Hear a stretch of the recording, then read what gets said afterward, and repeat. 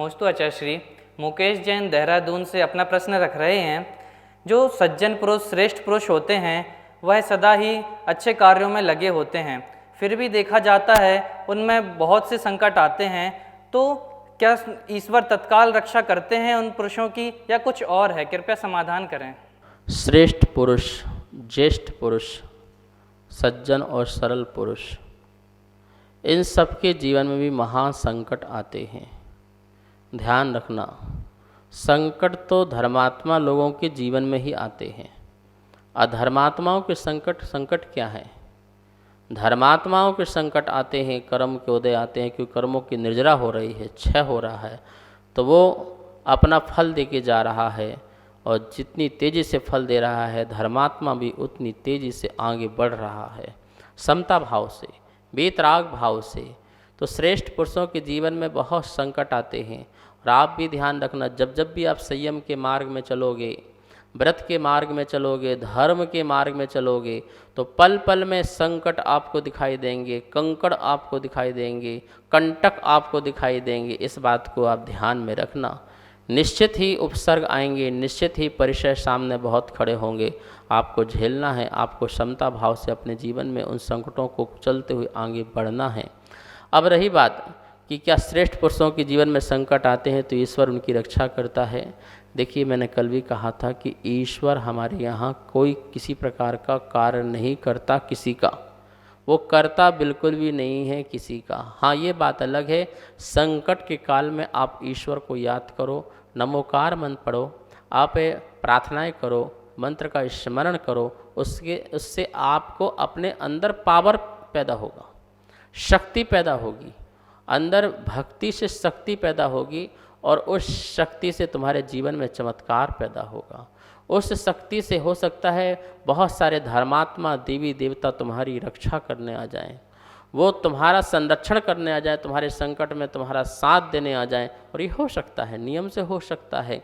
इसलिए आपका रक्षा परमात्मा करता है, इस प्रकार से बीच में किसी परमात्मा को लाने की आवश्यकता नहीं है। आपका कर्म ही आपकी रक्षा करता है।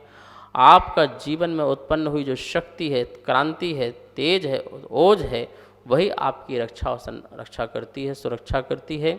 इसलिए जितने भी श्रेष्ठ पुरुष लोग हैं, संकटों से मत डरें, और कभी भी किसी प्रकार से विपदाओं से मत डरें, उनको डट करके उनका सामना करें, और बहुत क्षमता भाव रखें, संयम भाव रखें, वो सभी दूर हो जाएंगे।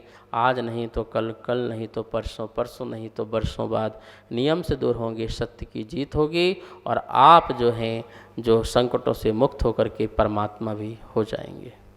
नमोस्तु आचार्य श्री। उत्कर्ष जैन उदयपुर राजस्थान से अपना प्रश्न रख रहे हैं।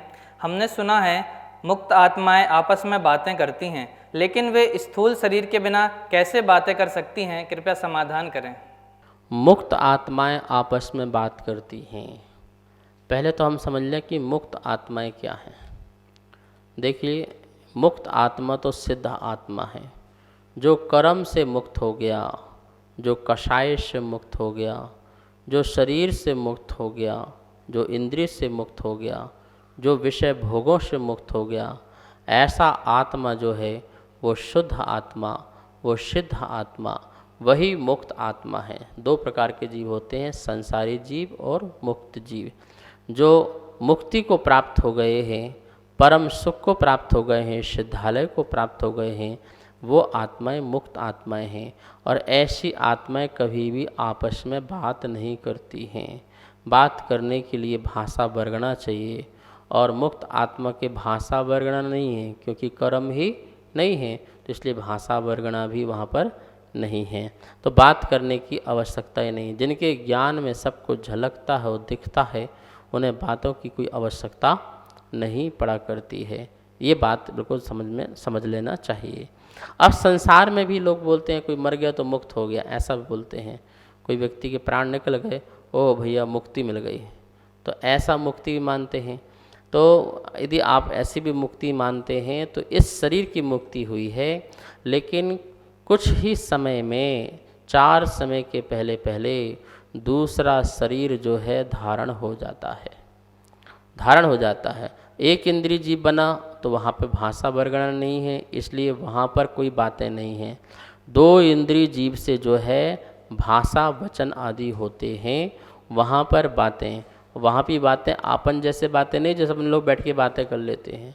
अनक्षरी भाषा है, संप्रेषण आदि जो है, वाइब्रेशन आदि है, उससे भी उनकी चर्चाएं होती हैं, मतलब आदान प्रदान हो सकता है, लेकिन ऐसी बातें नहीं हो सकती जैसी बातें अपनी होती हैं। तो मुक्त आत्मा संसारी जीव नहीं है, इस बात को ध्यान रखना। एक शरीर को छोड़ते हैं और तुरंत ही दूसरा शरीर को धारण जीव कर लेता है, और जब जीव ने शरीर धारण कर ही लिया है तो उसे मुक्त हम कह नहीं सकते हैं। कोई भी संसारी जीव मुक्त आत्मा होता नहीं है, संसारी सिद्ध आत्मा ही मुक्त होता है, वो आपस में कभी बातें करते नहीं हैं। हम लोग भ्रम में रहते हैं कि कोई व्यक्ति जो है आत्मा भटक रही है, उसको शरीर नहीं मिला हुआ है, एक्सीडेंट हो गया, किसी को छुराघात हो गया, अग्नि में जल गया, वो पहाड़ से कूद गया, मर गया, फांसी लगा लिया, अब उसकी आत्मा भटक रही है, अब वो जो है शरीर से मुक्त है, बिना शरीर के आत्मा है, तो वो कैसे आपस में बातें करेंगे? नहीं, वो आत्मा भी कोई शरीर से मुक्त नहीं हो गए, वे भी शरीर को धारण कर लेते हैं। संसार में एक समय भी ऐसा नहीं है जो शरीर रहित आत्मा होती हो। सभी को सादर जय जिनेन्द्र। आप नित्य जैन पाठशाला के माध्यम से 6 डाला का स्वाध्याय कर रहे हैं, जो कि पूज्य गुरुदेव के मुखारबिंद से बहुत ही सुंदर स्वाध्याय कराया जा रहा है, और जैन आगम के अनुसार आपकी शंकाओं का समाधान भी किया जा रहा है। अगर आपको इस विषय में कोई भी शंका है तो आप हमें नीचे दिए गए नंबर पर भेज सकते हैं और अपनी शंका का समाधान पा सकते हैं।